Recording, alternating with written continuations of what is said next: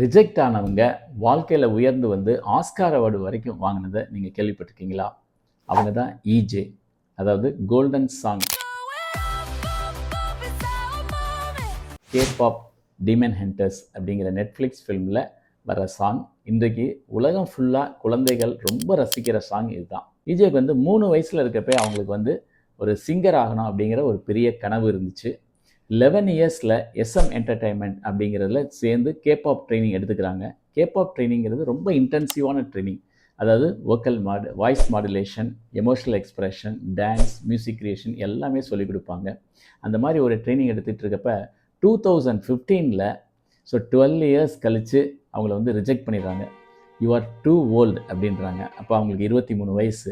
ஆனால் அவங்க அதோட ரிஜெக்ட் ஆகலை. அவங்க வந்து ரீஇன்வென்ட் பண்ணுறாங்க. அவங்க நியூயார்க் போயிட்டு மியூசிக் சம்மந்தமாக கோர்ஸ் பண்ணுறாங்க. அதுக்கப்புறம் அதை முடிச்சுட்டு இங்கே திருப்பி கொரியா வராங்க. சாங் ரைட்டிங்கில் தான் கன்டினியூ பண்ணுறாங்க. 2017 அவங்களுக்கு ஒரு மென்டார் கிடைக்கிறாங்க. அப்போயும் அந்த சாங் ரைட்டிங்கில் இருக்கிறப்ப அவங்களுக்கு பிஹைண்ட் த சீன்ஸ் தான் ஒர்க் பண்ணுறங்கிறப்ப அவங்களுக்கு உள்ள ஒரு பெரிய பேர்டன் இருந்துக்கிட்டே இருக்குது. இன்னும் அவங்க கனவை ரீச் பண்ண முடியல அப்படின்ட்டு. அப்போ தான் அந்த நெட்ஃப்ளிக்ஸ் ப்ராஜெக்ட் வருது 2025.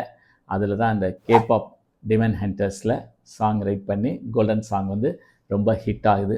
அப்போ அவங்கள வந்து இந்த ஆஸ்கர் அவார்டு வாங்கினோன்னே கேட்குறப்ப அவங்க சொல்கிறாங்க, it's not about success, it is about resilience. This award is not about success, it's about resilience. So தோல்வியிலேருந்து மீண்டு வரதான்.